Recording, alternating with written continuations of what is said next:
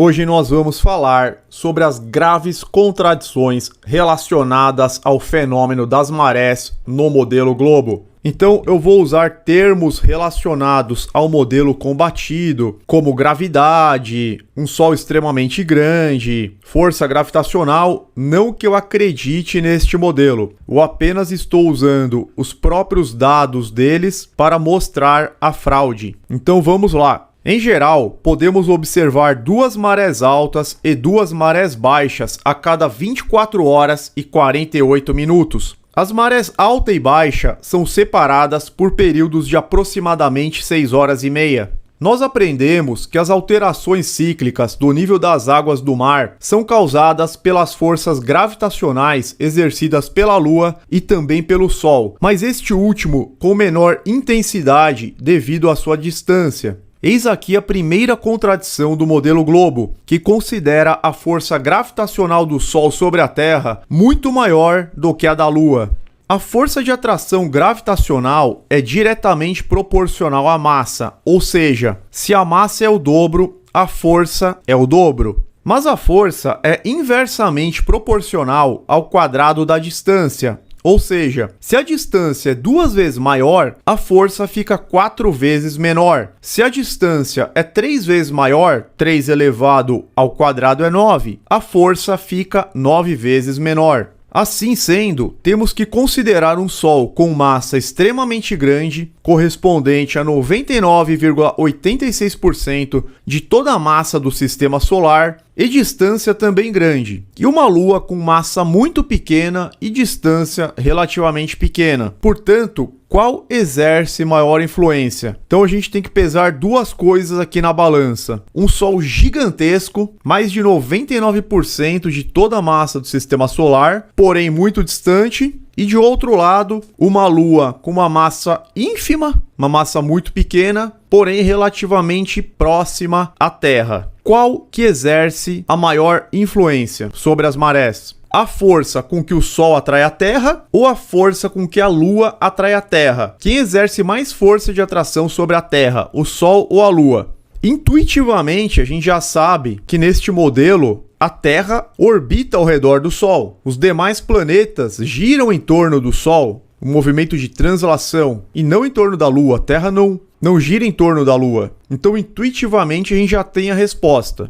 Mas vamos demonstrar também com cálculos. A resposta oficial neste modelo heliocêntrico é que a força com que o Sol atrai a Terra é muito maior do que a força com que a Lua atrai a Terra. E a diferença é absurda. Não é uma diferença irrelevante, muito pelo contrário. Então, utilizando os dados do próprio modelo, aqui os dados fornecidos, massa da Terra, massa do Sol, distância, constante gravitacional, a gente utilizando os próprios dados que são fornecidos pelo modelo heliocêntrico, nós temos que a força gravitacional entre a Terra e a Lua é cerca de 2 vezes 10 elevado a 20 newtons. E a força gravitacional entre a Terra e o Sol é de 3,2 vezes 10 elevado a 23 newtons. Em resumo, para que todos possam compreender, a força com que o Sol atrai a Terra é bilhões de vezes maior do que a força com que a Lua atrai a Terra. Nesta razão, se as marés realmente fossem provocadas pela gravidade, o Sol deveria ser o elemento mais importante, o elemento fundamental, enquanto que a Lua praticamente não teria qualquer relevância, justamente o contrário do que nos é ensinado.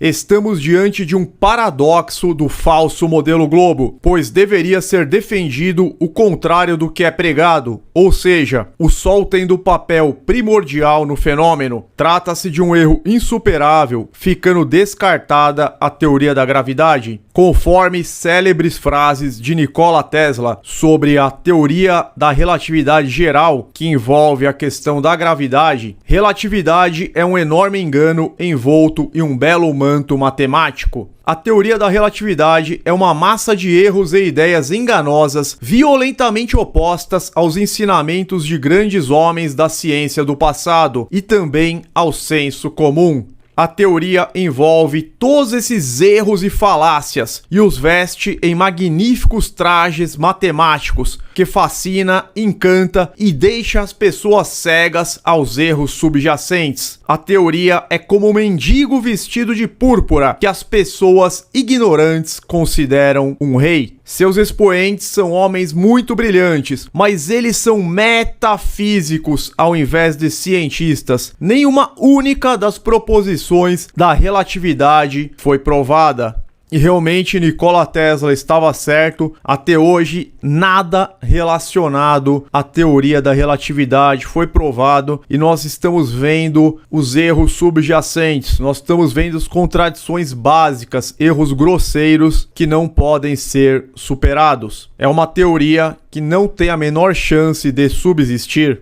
Mas como nada é tão ruim no modelo bola que não possa piorar, por que temos marés altas em um lado na bola, quando o Sol e a Lua se encontram posicionados no lado oposto? Então nós temos, por exemplo, o Sol e a Lua deste lado da bola e do outro lado, que não tem ninguém exercendo influência, maré alta. A explicação que nós vemos geralmente é esta. Temos aqui a Lua, o centro da força gravitacional, atraindo os oceanos. Então é formado um bulbo deste lado. As águas seriam atraídas pelo centro da força gravitacional da Lua. Esse é um desenho aqui do modelo globo. Mas nós vemos a maré alta do outro lado também. E para piorar, nós podemos ter os dois luminares apenas de um lado. E continua existindo maré alta do lado oposto. Então eles vão inventar várias coisas, vão falar em força centrípeta. Só que eles não conseguem explicar nem o básico, nem os próprios movimentos da Terra. Para começar a falar em força centrípeta, teriam que ser provados pelo menos os 3 principais movimentos da Terra. Rotação sobre o eixo inclinado imaginário, translação a 107 mil quilômetros ao redor do Sol, movimento galáctico, sem contar os outros, 11, pois eles postulam 14 num total. Então a explicação do modelo globo é pífia. Eles não têm como superar essa questão. A força com que o Sol atrai a Terra é bilhões de vezes maior do que a força com que a Lua atrai a Terra. No modelo globo, as marés elas estariam restritas tão somente à influência do Sol. A Lua jamais poderia ser o principal elemento, conforme nos é ensinado. Diante disso, são apresentadas 2 contradições que eles não têm como refutar de modo lógico, mensurável, observável. Eles podem teorizar, filosofar, pois é um modelo filosófico, o globo é um modelo filosófico, é uma religião, mas eles não têm como provar e não têm como dissipar essas contradições. Na realidade, as marés são causadas pela força eletromagnética do Sol e da Lua que pressionam os gases que comprimem a água. Eu vou deixar um vídeo na descrição do canal Sem Hipocrisia que vai explicar como que ocorrem as marés no mundo real, ou seja, na Terra plana. Por hoje é só, vamos ficando por aqui, um grande abraço a todos, fiquem com Deus.